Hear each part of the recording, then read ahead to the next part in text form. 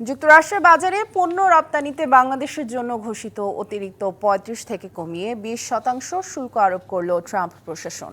এর ফলে এখন দেশটিতে পণ্য রপ্তানিতে দিতে হবে মোট ৩৫% শুল্ক। রপ্তানিকারকরা বলছেন, প্রতিযোগী দেশ ভিয়েতনাম, ভারত, পাকিস্তান ও শ্রীলঙ্কার শুল্ক কাছাকাছি হওয়ায় উদ্বেগের তেমন কিছু নেই। আলোচনার মাধ্যমে শুল্ক কমিয়ে আনা গুরুত্বপূর্ণ কূটনৈতিক বিজয় হিসেবে দেখছেন প্রধান উপদেষ্টাও। তবে বিশ্লেষকরা মনে করেন, চুক্তির সব শর্ত এখন প্রকাশ করা উচিত। যুক্তরাষ্ট্রের বাজারে পণ্য রপ্তানিতে আগে থেকেই ১৫% শুল্ক দিতে হতো বাংলাদেশের পোশাক শিল্পকে। এর সঙ্গে ট্রাম্প প্রশাসন যুক্ত করল আরও ২০% বাড়তি শুল্ক। বাংলাদেশের প্রতিযোগী দেশ ভিয়েতনাম ও শ্রীলঙ্কার জন্য বাড়তি শুল্ক ২০%, পাকিস্তান ১৯ আর ভারতের শুল্ক ২৫% নির্ধারণ করেছেন মার্কিন প্রেসিডেন্ট ডোনাল্ড ট্রাম্প। রপ্তানিকারকরা মনে করেন, বাড়তি এ শুল্ক দিয়ে মার্কিন বাজারে টিকে থাকতে পারবে বাংলাদেশ। এতে গিয়ে আমরা খুব একটা অসুবিধা হবে বলে মনে করছি না। এটা কৃতিত্ব বাণিজ্য উপদেষ্টা মহোদয়কে দিব এবং সাথে তার টিমকে দিব।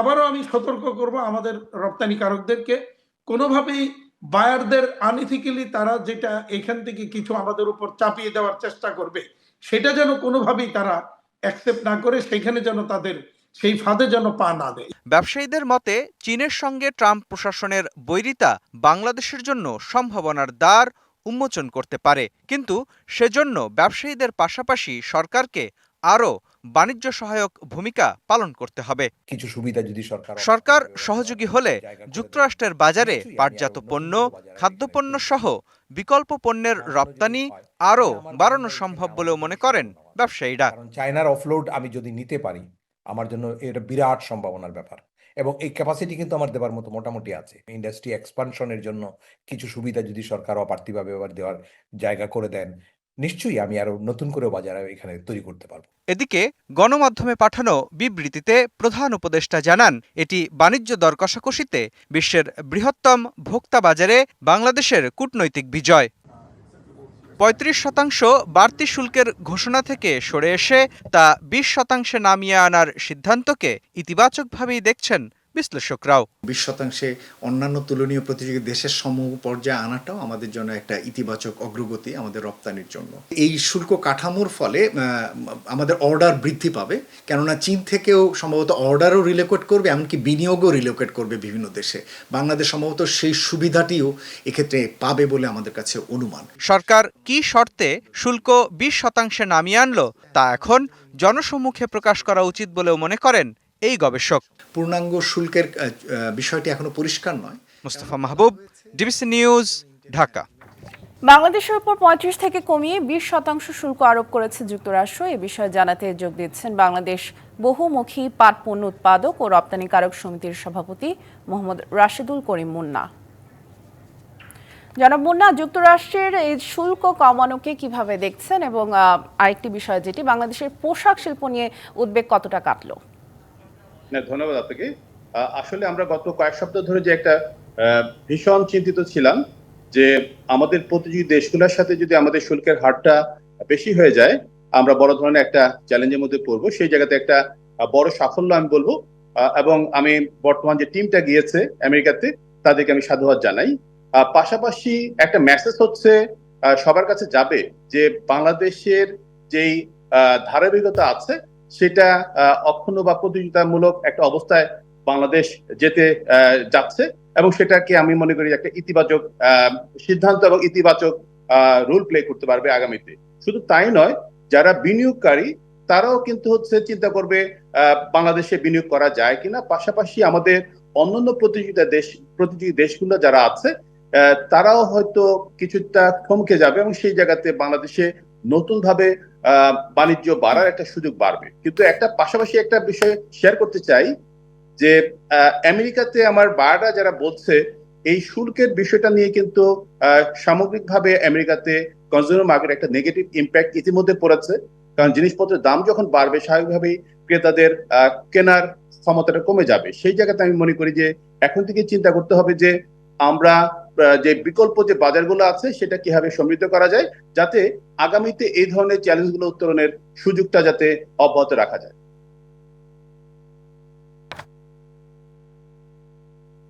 আপনি বিকল্প বাজারের কথা বলছিলেন, এক্ষেত্রে যুক্তরাষ্ট্র তো বাংলাদেশের সবচেয়ে বড় বাণিজ্য অংশীদার। বিকল্প বাজার হিসেবে বাংলাদেশের সামনে এখন কি কি অপশন খোলা রয়েছে? আমরা এই মুহূর্তে জিএসপি ফ্যাসিলিটি সম্পন্ন যে সমস্ত দেশগুলো আছে সেখানে আমরা মূলত রপ্তানি করছি, এবং এর বাইরেও বড় একটা মার্কেট আছে যেখানে আমরা খুব একটা সুবিধা করতে পারছি না। এই যে নতুন ধরনের যে চ্যালেঞ্জ আসলো, সেই চ্যালেঞ্জটা যেটা একটা উত্তরণের সুযোগ এই মুহূর্তে আমরা পেয়েছি, একটা প্রতিযোগিতামূলক অবস্থানে আমরা যাওয়ার সক্ষমতা থাকছে। কিন্তু আগামীতে যে আবার নতুন কোনো চ্যালেঞ্জ আসবে না সেটার তো কোনো কারণ নেই। সেই কারণে আমি বলছি, যেই বাজারগুলোতে বাংলাদেশের মার্কেট এখনো টাচ করতে পারছে না, আমি বলবো সরকারকে খুব গুরুত্ব দিয়ে সেই বাজারগুলো কিভাবে সম্প্রসারণ করা যায়, এবং সেই জায়গাতে আমরা বেসিক যে প্রোডাক্টগুলো আছে সেখানে আমরা কিভাবে ভ্যালু এডিশনের যাত্রাটা বাড়াতে পারি, যাতে আমাদের টোটাল যে এক্সপোর্টের যে ভলিউমটা আছে সেটা আমরা গ্র্যাজুয়ালি যাতে বাড়ানোর সক্ষমতা অর্জন করার সুযোগটা বাড়ে। নিশ্চয়ই সম্ভাব্য বিভিন্ন চ্যালেঞ্জকে সামনে রেখে প্রস্তুতি নেওয়াটাই বুদ্ধিমানের কাজ হবে। ধন্যবাদ রাশিদুল করিম মুন্না আমাদের সাথে যুক্ত হওয়ার জন্য। বিভিন্ন দেশের ওপর নতুন করে আমদানি শুল্ক নির্ধারণ করেছেন মার্কিন প্রেসিডেন্ট ডোনাল্ড ট্রাম্প। ৬৯টি দেশ ও বাণিজ্য অংশীদারের পণ্যের ওপর শুল্ক আরোপ করা হয়েছে 10 থেকে 41% পর্যন্ত। কানাডায় 35% শুল্ক কার্যকর হচ্ছে শুক্রবারই। বাকি দেশগুলোর পণ্যে নতুন শুল্ক বসবে 7 আগস্ট থেকে। চলতি বছরের 2রা এপ্রিল বাণিজ্য ঘাটতির কথা উল্লেখ করে বিশ্বের বিভিন্ন দেশের ওপর উচ্চহারে শুল্ক আরোপ করেন মার্কিন প্রেসিডেন্ট ডোনাল্ড ট্রাম্প, আর এতে তুমুল উদ্বেগ উৎকণ্ঠা ছড়িয়ে পড়ে বিশ্বজুড়ে। পরে 9 এপ্রিল কয়েকটি দেশের ওপর ওই শুল্ক 3 মাসের জন্য স্থগিত করা হয়। এ নিয়ে বাণিজ্য চুক্তি করতে 31 জুলাই পর্যন্ত সুযোগ দেয় যুক্তরাষ্ট্র। কয়েক দফা আলোচনার পর ছাড় পেয়েছে কিছু দেশ, তবে যাদের সঙ্গে চুক্তি হয়নি সেসব দেশের জন্য বৃহস্পতিবার নতুন শুল্ক হার ঘোষণা করেন ট্রাম্প। এতে সিরিয়ার জন্য শুল্ক হার সর্বোচ্চ 41% পর্যন্ত নির্ধারণ করা হয়েছে। লাওস ও মিয়ানমারকে শুল্ক গুনতে হবে 40% করে। সুইজারল্যান্ডকেও যুক্তরাষ্ট্রে পণ্য পাঠাতে দিতে হবে 39% শুল্ক। ইরাক, সার্বিয়ার জন্য 35% আর লিবিয়া, দক্ষিণ আফ্রিকার পণ্যে 30% শুল্ক ঠিক করেছে ট্রাম্প প্রশাসন। ভালো বন্ধু ভারতের পণ্যে 25% শুল্ক আরোপ করেছে যুক্তরাষ্ট্র। রাশিয়ার কাছ থেকে অস্ত্র ও জ্বালানি কেনার শাস্তি হিসেবে এই পদক্ষেপ মার্কিন প্রশাসনের। দক্ষিণ এশিয়ার দেশগুলোর মধ্যে বাংলাদেশ, শ্রীলঙ্কার জন্য 20%, পাকিস্তানের জন্য 19% আর আফগানিস্তানের পণ্যে 15% শুল্ক নির্ধারণ করেছে যুক্তরাষ্ট্র। যুক্তরাষ্ট্রের প্রতিবেশী দেশ ও অন্যতম বাণিজ্য অংশীদার কানাডার কিছু পণ্যের ওপর শুল্ক 25 থেকে বাড়িয়ে করা হয়েছে 35%। কানাডা ফিলিস্তিনকে রাষ্ট্রের স্বীকৃতি দেওয়ার পরিকল্পনার কথা জানানোর পর এলো এই সিদ্ধান্ত। ইউরোপীয় ইউনিয়নের বেশিরভাগ দেশকেই যুক্তরাষ্ট্রের মিত্র বলে মনে করা হয়। এরপরও প্রথমে ইইউ পণ্যে 30% শুল্ক আরোপের হুমকি দিয়েছিলেন ট্রাম্প, কিন্তু দুপক্ষের সমঝোতার ফলে সেই হার কমিয়ে করা হয়েছে 15%। ট্রাম্পের এই নতুন শুল্ক নীতির ফলে বৈশ্বিক বাণিজ্যে উত্তেজনা বাড়তে পারে বলে মনে করছেন বিশ্লেষকরা। তারা বলছেন, বহু দেশের জন্যই পারস্পরিক শুল্ক বিনিময় হয়ে উঠছে যুক্তরাষ্ট্রের সঙ্গে সম্পর্ক নির্ধারণে একটি রাজনৈতিক পরীক্ষা। মৌসুমী শান্তা, ডিবিসি নিউজ ডেস্ক। কোনোভাবেই স্বাভাবিক হচ্ছে না বাংলাদেশি নাগরিকদের ভিসা পাওয়ার বিষয়টি। অনেক দেশই সম্পূর্ণভাবে বন্ধ রেখেছে পর্যটক ভিসা কার্যক্রম। কোথাও কোথাও বেড়েছে ভিসা প্রত্যাখ্যানের সংখ্যা। পররাষ্ট্র উপদেষ্টা বলছেন, ভুল বা মিথ্যা তথ্য দেওয়ার জন্যই এই জটিলতা। আর বিশেষজ্ঞরা বলছেন, বাংলাদেশকে নিয়ে আস্থার সংকটে ভুগছে বিভিন্ন দেশ। বাংলাদেশ থেকে খুব সহজেই ভিসা পাওয়া যেত এমন অনেক দেশের ক্ষেত্রে ভিসা পাওয়া এখন কঠিন হয়ে গেছে। কোনোটিতে সম্পূর্ণ বন্ধ হয়ে গেছে ভিসা দেওয়া। আপাতত পর্যটক ভিসা বন্ধ রাখার তালিকায় রয়েছে ভারত, দুবাই, ভিয়েতনাম, উজবেকিস্তান, মিশর, তুরস্ক। ভিসা পাওয়া যায়, কিন্তু অ্যাপয়েন্টমেন্ট নিতে হয় ইন্দোনেশিয়া ও ফিলিপাইন থেকে। থাইল্যান্ডে সময় লাগছে 1 মাসের বেশি। সিঙ্গাপুরে বেড়েছে ভিসা প্রত্যাখ্যানের সংখ্যা। শিক্ষার্থী ভিসায় ইউরোপ পড়তে যাচ্ছেন অনেকেই। তাদের মতে আগের চেয়ে আবেদনকারীর সংখ্যা বৃদ্ধি পেয়েছে কয়েক গুণ, তাই ভিসা প্রত্যাখ্যানের সংখ্যাও বেশি। বিভিন্ন গ্রুপে অ্যাড আছি তো ওখান থেকে দেখতে পাচ্ছি যে বিগত বছরগুলোর তুলনায় এবার হচ্ছে বেশি রিজেকশনের হার। আমার একটা ফ্রেন্ড কানাডাতে রিজেক্ট হয়েছে 2 বার। ওদেরও তো একটা টার্গেট থাকে যে এই বছর এতগুলা ভিসা দিবে, অ্যাপ্লিকেন্ট অনেক বেশি। পররাষ্ট্র উপদেষ্টা এর জন্য দায়টা চাপালেন বাংলাদেশিদের উপরই। ফেক ডকুমেন্টস একটা অন্যতম প্রধান সমস্যা আমাদের। এটা এখনো আগের মতো চালানোর চেষ্টা হচ্ছে অনেক ক্ষেত্রে, কিন্তু এটা সহজেই কিন্তু ধরা পড়ে, যে কারণে এই পরিস্থিতিটার সৃষ্টি হয়েছে। আমরা আমাদের ঘর গোছাতে হবে, আমাদের এখান থেকে যাতে এই ধরনের অপরাধমূলক কার্যক্রম না হয় সেটা দেখতে হবে, তাহলে ধীরে ধীরে আমরা এটা আবার ঠিক করে নিয়ে আসবো। কূটনীতিক বিশ্লেষকরা মনে করছেন বাংলাদেশের মানুষকে বাইরের রাষ্ট্রগুলো আস্থায় নিতে না পারাটাও অন্যতম একটা কারণ ভিসা না দেয়ার। যেহেতু বাংলাদেশের আইন শৃঙ্খলা পরিস্থিতি যদি বলেন বা বর্তমান অবস্থা যদি বলেন, অর্থনৈতিক অবস্থা যদি বলেন, মোটা দাগে এগুলো নিয়ে কিন্তু বাইরের পৃথিবীর মানুষ দেখছে, এবং এর কারণেও কিন্তু এক ধরনের মানুষ বা তরুণ প্রজন্মের বিশেষ করে বাইরে যাওয়ার একটা প্রবণতা বাড়ছে। সামষ্টিক চেহারাটা বিশ্বাসযোগ্যতা হারায়, তখন কিন্তু ব্যক্তিও সেই সমস্যার ভুক্তভোগী হয়। অনেকেই বাংলাদেশের মানুষজনকে ভিসা দিতে চাচ্ছে না, এটা কিন্তু একটা আস্থার সংকটেরই একটা প্রতিফলন বলে আমার ধারণা। সমস্যা জিইয়ে না রেখে সমাধানের পথ খুঁজতে পররাষ্ট্র মন্ত্রণালয়কেও কাজ করতে হবে বলছেন সংশ্লিষ্টরা। স্বস্তিকর একটা জায়গায় না আনতে পারবো। Ishrat Jahan Urmi, DBC news, Dhaka.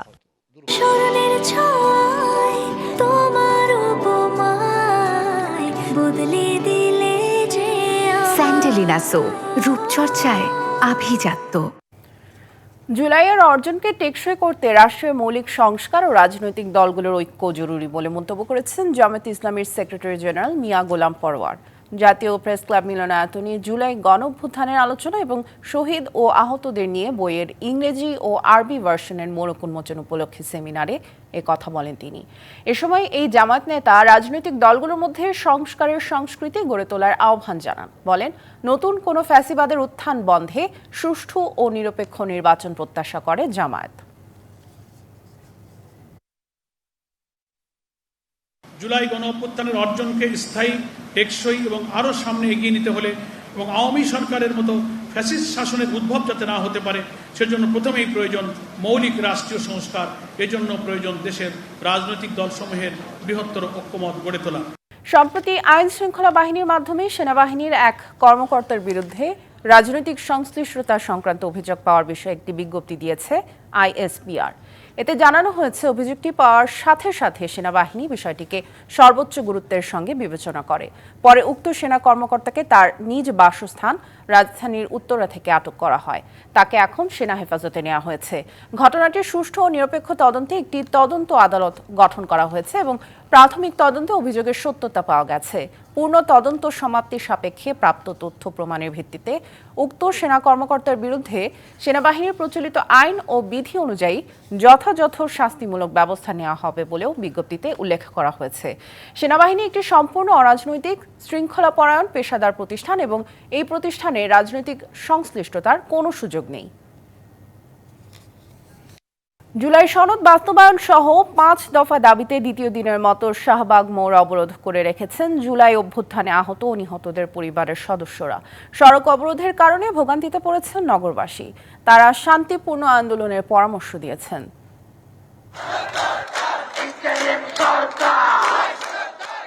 জুলাই সনদ ঘোষণা ও বাস্তবায়নের দাবিতে বেলা 11টা থেকে শাহবাগ মোড় অবরোধ করে স্লোগান দিতে থাকেন আন্দোলনকারীরা। জুলাই শহীদদের স্বীকৃতি, সরকারি সহায়তা, বিচার এবং কেন্দ্রীয়ভাবে জুলাই দিবস পালনের জোর দাবি জানাচ্ছেন আন্দোলনকারীরা। বৃষ্টি উপেক্ষা করে অস্থায়ী মঞ্চ থেকে একে একে বক্তব্য রাখেন নেতারা। দাবি আদায় না হওয়া পর্যন্ত রাজপথে থাকার ঘোষণা তাদের। ডক্টর ইউনূস স্যার আমাদেরকে বলছিল এটা 3 মাসের ভিতর দেওয়ার কথা ছিল, উনি দেয়নি। বারবার করে 3টা ডেট দিয়েছিল, সে 3টা ডেটও হয় নাই। এই জন্য আমরা আগে বলছিলাম ওনাদেরকে সময় দিছিলাম, তারা আমাদেরকে তাল ভাওনা করতেছে। এর আগেও ডেট দিছে, কিন্তু একের পর এক তারা এইভাবে আমাদের সাথে ছলচাতুরি করছে। আমাদের জুলাই সনদটা যেন তারা দিয়ে দেয়, সেই দাবিতে আজকে আমরা এই শাহবাগে কর্মসূচি অবস্থান করেছি। দাবি আদায়ে অনড় আন্দোলনকারীরা, তবে সমাধানের পথ এখনো অধরা।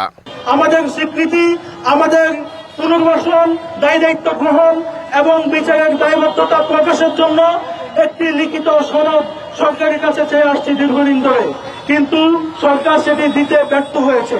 সেজন্যই আমরা আবার আন্দোলনের পথ বেছে নিয়েছি। বক্তব্য শেষে আন্দোলনকারীরা সড়কেই আদায় করেন জুমার নামাজ। অংশ নেন শহীদ পরিবার ও আহত যোদ্ধারা। তবে মূল সড়কে চারদিকে ব্যারিকেড দেয় দুর্ভোগে পড়েন পথচারীরা। 1 বছর পরেও জুলাইয়ের অন্যতম বিজয়ী রাস্তায় দাঁড়িয়ে আছে। নগরবাসীর অনুরোধ, আন্দোলনের নামে গুরুত্বপূর্ণ মোড় অবরোধ করে যেন সাধারণ মানুষকে কষ্টে না ফেলা হয়। Bijan Kumar Das, DBC news, Dhaka. শাহবাগের সবশেষ পরিস্থিতি জানাতে ঘটনাস্থল থেকে সরাসরি যুক্ত হচ্ছেন সহকর্মী আরিফুল ইসলাম। আরিফ, এখন কি চিত্র দেখছেন শাহবাগ এলাকায়? আমরা জানি কিছুক্ষণ আগেও মুষলধারে বৃষ্টি হয়েছে, এখনো কি সেখানে অবরোধ চলছে?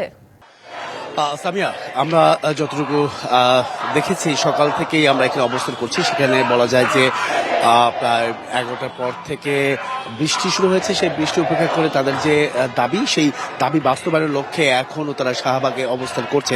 সেই অবস্থান কর্মসূচি পালনের চলাকালীন আপনি চারদিক থেকে কিন্তু পুরো ব্যারিকেড দেয়া, এমনকি এখানে কেন্দ্রীয় জুলাই যোদ্ধা পরিষদের যে মুখ্য সংগঠক, তিনি কিন্তু কিছুক্ষণ আগে সংবাদ সম্মেলনে তাদের যে পরবর্তী কার্যক্রম সেই বিষয়টি তারা জানিয়েছেন। এবং কি সেখানে মুখ্য সংগঠক তিনি বলেছেন যে যতক্ষণ না পর্যন্ত এই যে তাদের দাবি বাস্তবায়ন না হবে ততক্ষণ পর্যন্ত তারা রাজপথ ছাড়বেন না, এবং কি সেটা কিন্তু উত্তাল ভয়াবহ হওয়ার একটি আশঙ্কা বা আভাস দিয়েছেন সেই মুখ্য সংগঠক। এছাড়াও বলছেন যে টানা এই 24 ঘন্টা পার অতিক্রম হয়েছে এই যে কর্মসূচি, সেই কর্মসূচি অতিবাহিত হওয়ার পরও এখনো পর্যন্ত উপদেষ্টার পক্ষ থেকে বা সরকারের পক্ষ থেকে কেউ আসলে মূলত তাদের সঙ্গে কথা বলতে আসেনি বা সাক্ষাৎ করতে আসেনি, বা আমি বাস্তবায়নের যে প্রত্যাশা, সেই প্রত্যাশার বিষয়ে কেউ কথা বলতে আসেনি, সেই বিষয়টাও কিন্তু তারা উল্লেখ করেছেন। তাই তারা দ্রুত সময়ের মধ্যে আসলে তাদের যে দাবি, যে জুলাই ঘোষণাপত্র এবং কি জুলাই সনদ বাস্তবায়ন এবং কি সেটি স্থায়ী বিধানে যুক্ত করার দাবিতে যে কর্মসূচি, সেই দাবি বাস্তবায়ন মূল যে প্রধান দুটি দাবি রয়েছে। এর পাশাপাশি আরেকটি বিষয় জানিয়ে রাখি যে বলা যায় যে তাদের এই যে কর্মসূচি, সেই অবরোধ কর্মসূচি প্রায় 3টি ধারা রয়েছে। সেই ধারার মধ্যে শহীদ পরিবারের পুরো দায়ভার সরকারকে নিতে হবে এবং কি পরিবারের সদস্য যারা আছেন তাদেরকে চাকরি নিশ্চিত করার দাবিও কিন্তু তারা বলছেন যে চাকরি নিশ্চিত করতে হবে সেই পরিবার সদস্যদের, এবং কি আহত যারা রয়েছেন তাদেরকে কিন্তু উন্নত চিকিৎসার ব্যবস্থা করতে হবে যতক্ষণ না পর্যন্ত এই 9 দফা যে দাবিগুলো রয়েছে, 3 ধারার মধ্যে যে 9 দফা দাবিগুলো রয়েছে তাদের মধ্যে এই দুটি কিন্তু অন্যতম। তাই যতক্ষণ না পর্যন্ত আসলে এই দাবি বাস্তবায়ন না হবে, হয়তোবা দেখা যাবে যে যেহেতু কালকে শনিবার, সেক্ষেত্রে অফিস আদালত তো বন্ধ রয়েছে, পাশাপাশি রবিবারে একটি তারা আশঙ্কা করছে বা আশ্বাস পাবেন হয়তোবা কর্তৃপক্ষের কাছ থেকে, সেই প্রত্যাশা নিয়ে কিন্তু তারা এই অবরোধ কর্মসূচি পালন করে যাচ্ছে। তো আসলে সেটা পরবর্তীতে দেখার বিষয় কি হতে যাচ্ছে। তো এই ছিল এখান থেকে সবশেষ। সামিয়া, আরিফ, ধন্যবাদ আমাদের সাথে যুক্ত হওয়ার জন্য। রাজধানীর বাজারে দাম বেড়েছে দেশি পেঁয়াজ, আদা ও মসুর ডালের, চড়া বেশিরভাগ সবজির দামও, দর বেড়েছে ডিমেরও, আর চাল বিক্রি হচ্ছে আগের চড়া দামেই। রাজধানীর বাজারে চড়া প্রায় সব সবজির দর। বেগুন বিক্রি হচ্ছে মানভেদে 80 থেকে 100, করলা কাকরোল 80 আর কাঁচামরিচ 200 টাকা কেজি। বিক্রেতারা বলছেন চড়া আমদানি করা টমেটো ও গাজরের দামও। বাজারে সস্তার সবজি কেবল কাঁচা পেঁপে 30 আর পটল 40 টাকা কেজি। সস্তা তো কিছু পাচ্ছি না, সব কিছুরই দাম, কিন্তু ওই যে পেঁপেটা আর পটলটা একটু মানে কম, আর শাক সবজি তো অনেক দাম বাড়তি হইলো। ওই যে ইন্ডিয়ান টমেটোটা আর হইলো গাজর, লম্বা বেগুন 80 টাকা, শসা 60 টাকা, পটল 40 টাকা। সপ্তাহের ব্যবধানে দাম বেড়েছে দেশি পেঁয়াজের, বিক্রি হচ্ছে 65 টাকা কেজি দরে। দাম বেড়েছে আমদানি করা আদা ও দেশি মসুর ডালেরও। পেঁয়াজ বিক্রি করছি 55-58, এই সপ্তাহে বিক্রি করতেছে 65 টাকা। আদা গত সপ্তাহে বিক্রি করছি 170-80, এই সপ্তাহে 220 টাকা কেজি। আলু বিক্রি করছে আগে 25 টাকা, এখন 28-30 টাকা বিক্রি করা লাগতেছে। মসুর ডাল আমরা বিক্রি করছি 140-35, এখন 50-45 বিক্রি করা লাগতেছে। পর্যাপ্ত পরিমাণে আপনি দেখতেছেন সবজি আছে, পেঁয়াজ আছে, রসুন আছে, কিন্তু আমার কেমন জানি মনে হচ্ছে এগুলোর রেটটা একটা শ্রেণীর কারণে কি মানে সীমাবদ্ধ থেকে আছে। বাজারে ব্রয়লার মুরগি 170 টাকা কেজি আর সোনালী মুরগি 340 টাকা। তবে গেল সপ্তাহের চেয়ে ডজনে 10 টাকা বেড়ে ডিমের দাম হয়েছে 130 টাকা। বিক্রেতারা বলছেন পাইকারিতেই দাম বেশি, যার প্রভাব পড়েছে খুচরার দামেও। সাদাটাও 10 টাকা বাড়ছে, ডজনে লালটাও 10 টাকা বাড়ছে। আছে কোনো না কোনো একটা উজতা আছে, আমাদের কিছু করার নাই। বাজারে গরুর মাংস 750 থেকে 800 আর খাসি 1200 টাকা কেজি। এছাড়া খুচরা বাজারে গেল সপ্তাহের চড়া দামেই বিক্রি হচ্ছে সব ধরনের চাল। মোস্তফা মাহবুব, ডিবিসি নিউজ, ঢাকা। জেলায় জেলায় সংকট সমস্যা, তা থেকে উত্তরণের চ্যালেঞ্জের সম্ভাবনার কথা তুলে ধরতে চলছে ডিবিসি এক্সপ্রেস। বিশেষ এই আয়োজনে মতামত থাকছে তৃণমূল থেকে শুরু করে নীতি নির্ধারকদের। ডিবিসি এক্সপ্রেস আজ সারাদিন আছে ভোলা জেলায়। সিএসআরএফ নিবেদিত ডিবিসি নিউজের বিশেষ আয়োজন ডিবিসি এক্সপ্রেস। আর সারাদিন রয়েছে আমরা ভোলা জেলায়। এলাকার নদী ভাঙন, সেতু, গ্যাস নিয়ে আমরা সাধারণ মানুষের সাথে কথা বলবো, জেনে নেব এই এলাকায় আর কি কি সমস্যা রয়েছে। আপনাদের এই ভোলাখালের কাছেই এই নদী ভাঙন কতদিন ধরে হচ্ছে এবং এখানে বালির বস্তা ফেলা হচ্ছে, ব্লক না দিলে কি খাল টিকবে কি না, ভাঙন টিকবে কি না? জি না স্যার, টিকবো না। যে নদীর স্রোতও বেশি, এই জায়গায় বস্তা যত ফালাই বস্তা থাকে না। তারপর মনে করেন এই জায়গায় আমরা এই সামান্য জায়গায় বস্তা 1000 বস্তা এক লগে আমরা ফালাইছি, তারপরে মনে করেন কিছুক্ষণের মধ্যে নিয়ে গেছে নদীতে। একটু আপনার কাছ থেকে জেনে নেব যে কত হাজার বস্তা এখন পর্যন্ত ফেলানো হয়েছে এবং আরও কত দরকার, বস্তায় কি বাদ টেকসই হবে কিনা? আমরা এই পর্যন্ত আপনার প্রায় 60,000 উপরে বস্তা ফেলাইছি, আরও 1000-20 বস্তা আমাদের বাজেটে আছে, এগুলো ফেলাইতেছি। দ্বিতীয় কথা হলো আপনার এখানে সবচাইতে দরকার হলো ব্লকটা দিলে হইল কি আপনার এই যে নদীর যে স্রোত, এই স্রোতটা হয়তো দমবে। আর এই যে আপনার এখান থেকে প্রায় 200 ফুট হইলো বেরিবাদ নদী থেকে বা 300 হবে এরকম। এরপরে কিন্তু আমাদের ভোলা সদর, যদি বেরিবাদ যদি কোনো মতো ছুটে যায় তাহলে আমাদের ভোলা সদর থাকবে না। তো আমরা আশা করব সরকারের কাছে যে যাতে আমাদের ব্লকের যে ব্যাপারটা ওইটা যাতে ব্লকের কাজটা যাতে হয় দ্রুত। হঠাৎ করে কি এবার ভাঙনটা বেশি হচ্ছে? জি, এবার হঠাৎ করে বেশি হচ্ছে। জি, এটা কি কারণে হচ্ছে, মানে এখানে কি স্রোতটা বেশি? স্রোতটা বেশি পানির। এখানে নাকি একটা বালু ভর্তি জাহাজও ডুবে গেছে, এটা নিয়ে যদি একটু বলতেন। যে জাহাজ ডুবিয়া গেছে আপনার গোলায় পানিটা নিচে নিয়ে গেছে খাড়ার উপরে। এটা কবেকার ঘটনা? 4 দিন। তারা যেটি বলছিলেন যে আসলে এখানে যে নদীর যে স্রোত সেটি এতটাই তীব্র যে বালুর যে জাহাজ সেটিও কিন্তু ডুবে গেছে। এলাকাবাসীর দাবি যে এখানে ব্লকের যে বাঁধ সেটি দেওয়ার। আমরা বিকেল 5টায় আবার অন্য কোনো নিউজে ভোলার অন্য কোনো সমস্যা নিয়ে থাকবো। ততক্ষণ পর্যন্ত ডিবিসি এক্সপ্রেসের সাথেই থাকুন। হবিগঞ্জের শাহজিবাজার বিদ্যুৎ উৎপাদন কেন্দ্রে আগুনের প্রায় 16 ঘন্টা পর 4 উপজেলায় আংশিক সরবরাহ চালু হয়েছে। এখনও সম্পূর্ণ বিদ্যুৎ বিচ্ছিন্ন মাধবপুর উপজেলা। ক্ষতিগ্রস্ত 2টি ট্রান্সফরমার চালুর চেষ্টা চলছে। বৃহস্পতিবার সন্ধ্যায় হবিগঞ্জের শাহজিবাজার বিদ্যুৎ উৎপাদন কেন্দ্রে আগুন লেগে পুড়ে যায় 2টি ট্রান্সফরমার। আংশিক ক্ষতিগ্রস্ত হয় আরেকটি। বিদ্যুৎ বিচ্ছিন্ন হয়ে পড়ে হবিগঞ্জ সদর, মাধবপুর, চুনারুঘাট, শায়েস্তাগঞ্জ ও লাখাই উপজেলা। জনজীবনে নেমে আসে দুর্ভোগ। শুক্রবার বেলা 11টার দিকে হবিগঞ্জ সদর, চুনারুঘাট, শায়েস্তাগঞ্জ ও লাখাই উপজেলার কিছু এলাকায় বিদ্যুৎ সরবরাহ শুরু হয়, তবে এখনও বিদ্যুৎ বিচ্ছিন্ন মাধবপুর। কালকে সন্ধ্যা থেকে বিদ্যুৎ নাই, আমরা তো ব্যবসা বাণিজ্য করতাম না, কোনো বহুত সমস্যার মধ্যে আছি। বাচ্চা লেখাপড়া করতে পারেন না, যা কিছু নষ্ট হয়ে যায়, আমরা খুব বেশি একটা কষ্টের মধ্যে আছি। পল্লী বিদ্যুৎ সমিতি জানায় 160 মেগাওয়াট বিদ্যুৎ চাহিদার বিপরীতে এখন আপাতত 30 মেগাওয়াট সরবরাহ হচ্ছে। মাধবপুর বাদে আর সকল উপজেলা পরপর বিদ্যুৎ পাইছে। আর 3 ভিতরে একটা চালু হয়েছে, যে একটা দিয়ে বাকি দুটো, আর একটা হয়তো সন্ধ্যা নাগাদ চালু হবে, আর একটা কালকে, এরকম। বিদ্যুৎ পুরোপুরি স্বাভাবিক হতে আরো একদিন সময় লাগতে পারে বলে জানিয়েছে কর্তৃপক্ষ। DBC news desk.